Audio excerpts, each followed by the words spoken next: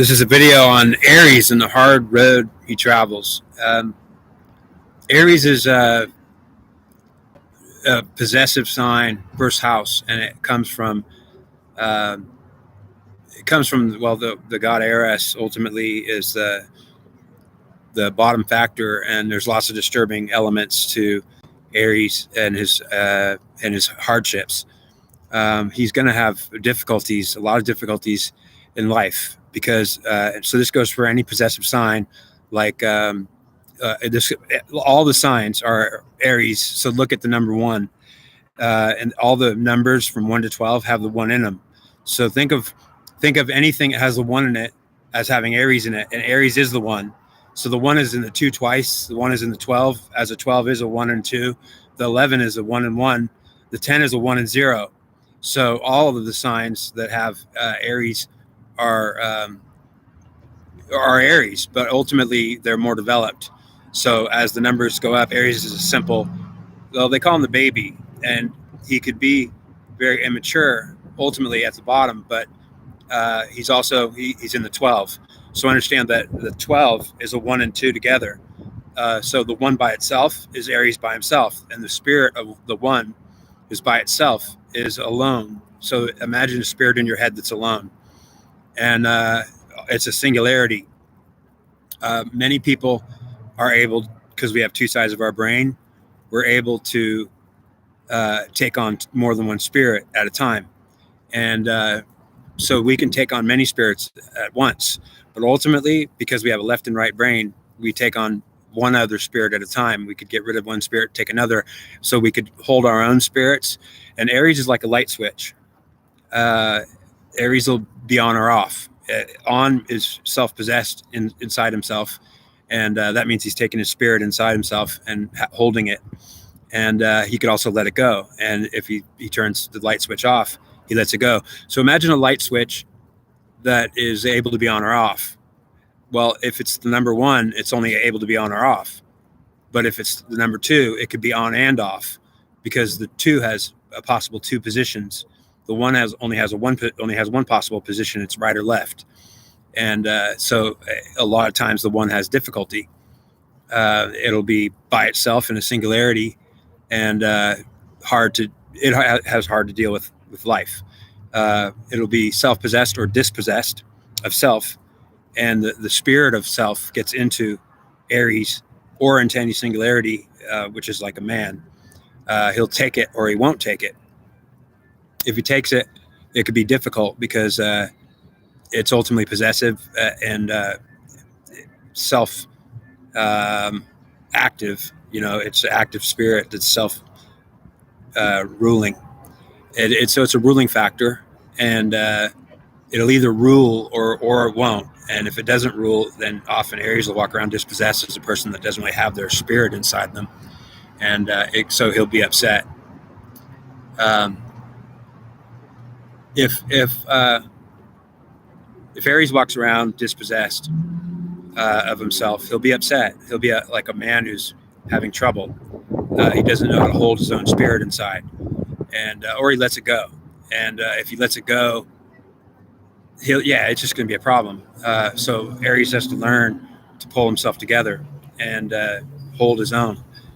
A lot of times he won't do it, and he'll be mad about it. He won't even know what he's mad about, but he'll be upset about it.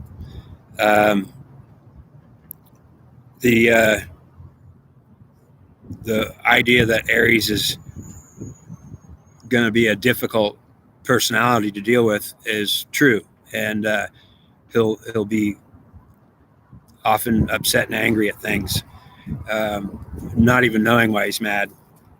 So there's the princes of Troy, which were ultimately they were egotistical men who were under the god Zeus, and they also had the god Mars. So they took on those spirits, and they were loved by the gods, but they were also egotistical in their nature, and they also looked at their women as lesser than them because they considered their wives to be servants and their daughters to be daughters. So men took a higher position in ancient times, and they were leaders.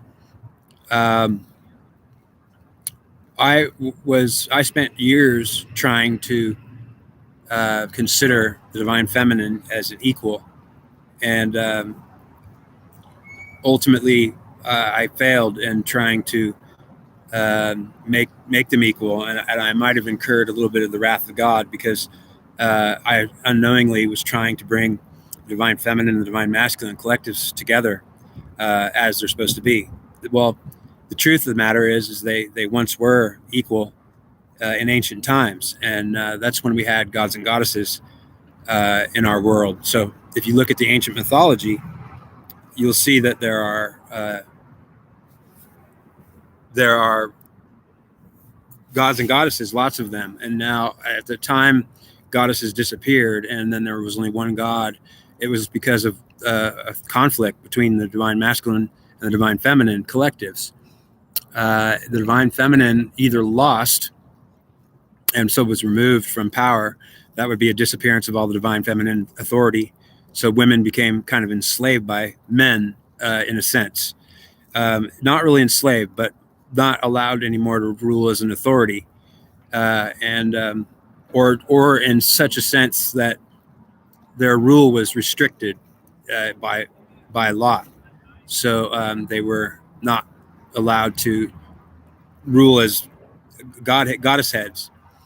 Um, the the god that I talked to finally that I talked to is, well, he's not like I expected.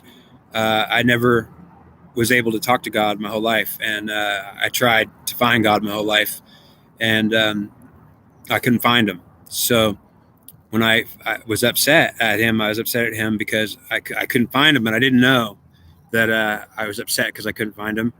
I was just upset, and I didn't know why I was upset, and so I was having mental issues and mental problems, and just being a kind of angry, and I was saying, God, I want to find you. I want to have a relationship with you, and it's important to me, like the most important thing in the world. And I didn't want to be alone in this world without you, without your guidance and your know-how. I wanted God to guide me and to tell me what to do, so I would know what I could do next. So basically, He would lead me to wherever I'm going to be led to, and I would follow Him. And I followed God when I first talked to Him. He talked to me. It was hard to believe because it was a voice in my head, and He was saying, "It's God," and I was like, I was already talking to Goddess now before then, and the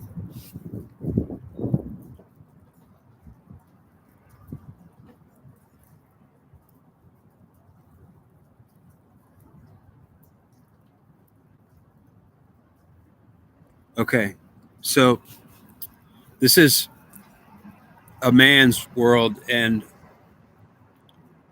this is a man's world, is what he told me, and the men lead this world, and I was surprised about that because I kind of was hoping that the mother goddess figure could come through, and I can't talk too much about that. I don't think he wants me to talk too much about her, except to say that maybe I was wrong in giving her more authority potential. I wanted her to be ruling. I was trying to represent a man named Helenus. So I'll tell you about Helenus, is my grandfather. And I'm not proud of maybe some of the egotistical things that my grandfathers might have done. They might have been not too good, but I apologize for a lot of just our behavior. It was not appropriate, and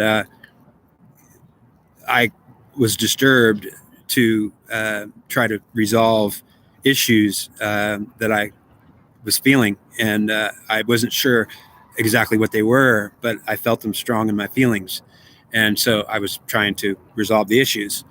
The issues being the feminine against the masculine, and the masculine trying to lead the feminine, and either failing or succeeding. So for about 7 years, I did tarot card readings, and the tarot card readings I was doing was ultimately for the divine feminine, and then I was talking to what I thought was a divine feminine who was wanting me to communicate stuff. So I was trying to communicate for her whatever she wanted me to say. I spent 7 years struggling, and ultimately I didn't know if God existed. So I'd been trying to talk to God, and I couldn't find him, and I didn't know, maybe I thought God was dead. One, it's possible there is no God. It was what I thought at the time before I ever talked to him. And then I also thought maybe he didn't like me, and maybe he didn't want to talk to me. So I was upset at the idea that if he is existing, he doesn't want to talk to me, he doesn't like me, and that bothered me a lot. And I didn't hope he was dead, but if he was dead, it was more comforting in the idea that at least he's not alive and just ignoring me, because that was upsetting to think about it, that he was ignoring me. I didn't know, and so I was calling out, trying to make a message and trying to get God's attention, and telling God I need you in my life, and like my life doesn't have any importance without you. Basically, you're the only thing that counts, God. If you're not in my life, then I have no life, even if I'm living.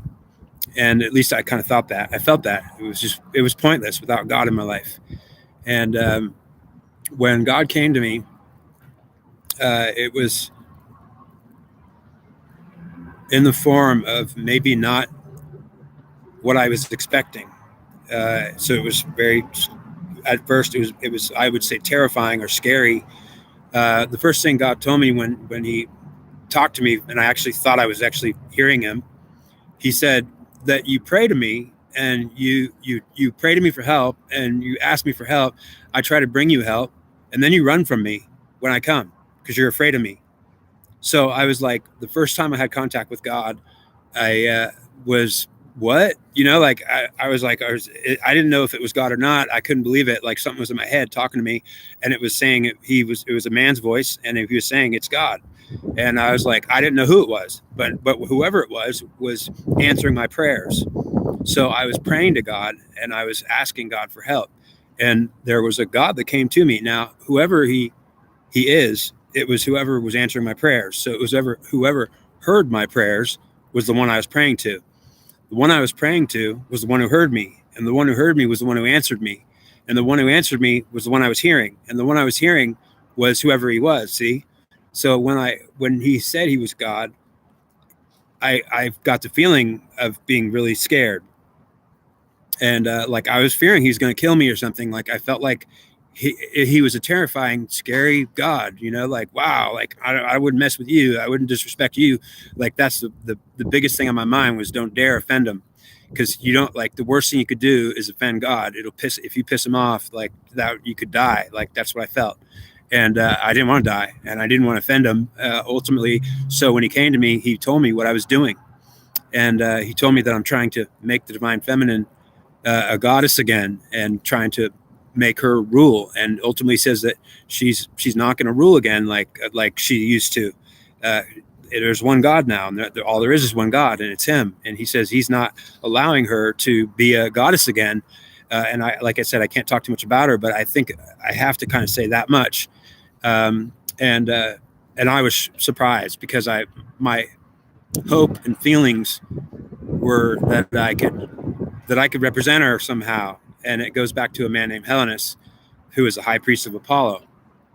So there was a man who was a prince of Troy, and he was a high priest of Apollo, and he was actually my grandfather. If you imagine Troy was real, just imagine this is, at least analogically or in an analogy, this is true. Meaning my grandfathers were the egotistical men that were considered wrong and not correct in a lot of ways. And although I do feel bad about it, like we made a lot of mistakes. We probably fought God, and we didn't even know what we were doing. Many of my grandfathers struggled probably against God and they didn't know. They were blind to the truth and didn't have truth. They didn't have the truth. And so my grandfather's failed in many ways, alcoholic. But if you go back to Helenus, who was the Prince of Troy, he was the younger brother of Hector. He fought in the Trojan War. He was also a high priest of Apollo at the highest level, kind of like the Pope. Apollo, he was closest to Apollo and at the highest level. He tried to, during the first 7 years of the Trojan War, he tried to correct a conflict between the divine masculine and divine feminine collectives in Troy. And the women, as a divine feminine collective in the Trojan conflict, were trying to usurp the power from the masculine, which was the egotistical men. And it was a struggle. So Troy was struggling by itself. The Trojans were having their own civil war before the Greeks ever arrived. And ultimately, that's partially why, because it was the Greeks came to kind of settle the Trojan conflict that was going on, which was kind of not really mentioned. The Trojan conflict was never really mentioned. The struggle between the men and women in Troy, the husbands and wives, were at war, and ultimately, the goddesses were in support of the divine feminine collective Minerva, and I got a story where there was a lot of gods killed. I think Hermes was. It's a possibility Hermes was killed on a mountain pass. The god Hermes was killed by Athena. Athena also killed Aries, her brother. So she killed. This is just a story I got, and ultimately, if it only has truth in an analogy, I'm told it was real. It's hard to believe, but Helenus was supposed to be warned, and if he was warned by Hermes would have warned Helenus that Minerva was leading him into a trap. Minerva contacted Helenus to negotiate a peace treaty between the Trojan Priam and Hector, and so she contacted Helenus. The goddess Minerva came to Helenus, and he saw her. So he was amazed to see her, and he couldn't believe it. So he felt really important, self-important, because when the goddess came to him, he was while he was honored by her, he couldn't believe it. Like, hi Minerva, I'm honored to have your presence. And ultimately, he wanted to help her, but she was so angry at the Trojans, including he was one of them. And the only difference, he fought next to his brother in many battles, and he got his hand injured by Menelaus, who fired an arrow at his, I think it was his left hand.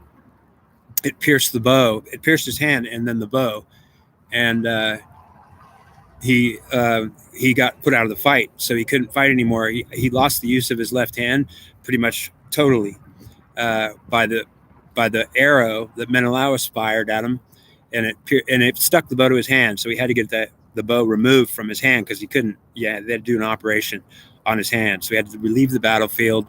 And he never fought after that. He went to the temples of Apollo, and he did the high priest duties. And that was after 7 years of war. So that was in the 7th year. In the 7th year of the Trojan conflict, the Hellenists realized that there wasn't going to be a solution between the Trojans and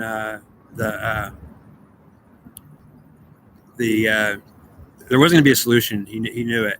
So he went to Minerva and started to go over to her side, and she was leading him into a trap, supposedly, possibly. So Hermes was up on a mountain pass, and the god Hermes was going to warn Helenus. Now, there are alternate endings for the story go that either he was warned and he didn't get captured, or he got captured and he gave him information that was, the downfall of Troy. So the downfall of Troy, understand that Helenus did not betray Troy, and they say that he might have betrayed Troy by telling him how to sack Troy, and ultimately it was because he knew after 7 years, he knew it couldn't be fixed, it couldn't be resolved. If they could have resolved the 10-year conflict in Troy, well, they tried to resolve it for 10 years. In the 7th year, he knew it wasn't going to be resolved, not ever, because the goddesses were determined to get the upper hand, and that was even to go against Zeus. So Minerva was even going against Zeus, her father, in some sense. Ultimately, the truth of the matter would be that if the Greeks could get the support of Athena, the goddess, who was actually a god. Athena was a goddess who was a god, and the only one who was, because Minerva had a mixture of Mars and her mother in her, and so she was a mixture of masculine and feminine. Artemis was feminine, only feminine, all the way feminine, and so different goddesses had different combinations of feminine and masculine from their mothers and fathers, and they were so there was many goddesses that were the daughters of Zeus, and they came from different mothers. Sometimes Hera was a main mother who didn't take, like, you didn't want to upset her. She's one I wouldn't want to offend no matter what, because you get not only in trouble, but you'd end up dead for offending her. She could be offended. If she would take revenge. So she destroyed men who pissed her off a lot. So that was one thing where you didn't dare mess with Hera. And so Helenus was very careful to respect the goddesses. He had full respect for them, and he wasn't one to mess with them or to offend them. He tried not to offend them, was his main plan the whole time. He was careful and cautious to do what he was doing, trying to help and not offend. Ultimately, they say that he became king of many lands and ended up going with Achilles' son to some land and ended up with Hector's wife. That's only one alternative ending. The other ending is that he ended up dead from being tortured to death. It's more of the realistic ending that I feel that happened, is that he ended up telling him information to sack Troy, and then they killed him. But if you look at the mythology, it says both. It tells him that he got captured and then he got rewarded by Agamemnon. So he went on to be a slave of the Greeks after the war. After they sacked Troy, they let him survive he became a slave to the son of Achilles, who went off to become king of some land. Who, after he got killed, the son of Achilles got killed, Helenus became the king. He went from slave to king. And then was king for a long time, and had supposedly sons with Hector's wife Andromache, which is not, I would say, is ultimately only an alternate ending that could have happened, because my feeling is it didn't happen that the way mythology says it happened. It was an alternative ending. He either got captured and tortured to death, and that's the one I think is more likely, which is just sad that he didn't survive even the war of Troy, or if he did survive the war of Troy, then he became the slave and then the king. And so ultimately it was a good ending. I don't think a happy ending was what happened. I know he would have been very reluctant to be with Hector, his brother Hector's wife, because he would have respected that, ultimately that's not my wife. It's my brother's wife. And I couldn't be with her, like maybe like a friend or a sister or a brother, but not a wife. So he would have felt that way. I think he would have been very reluctant to accept her as a wife. Ultimately, if he did, and I'm saying that he probably didn't, so it never happened. But like I said, in the mythology, they say it did happen. It's kind of a betrayal to Hector. And ultimately, if it's not a betrayal, it could have been an honor that he wanted his brother's genes to be carried on through her, because that was who Hector chose as his wife, Andromache. So I don't know. I feel like that ending never happened. But I could be wrong. I really don't know. I just feel like the happy ending wasn't there. The Trojan conflict was everything that happened to the human race where we all went wrong. And the Trojan conflict was, unfortunately, what we did, what we went through. That's I think that's it.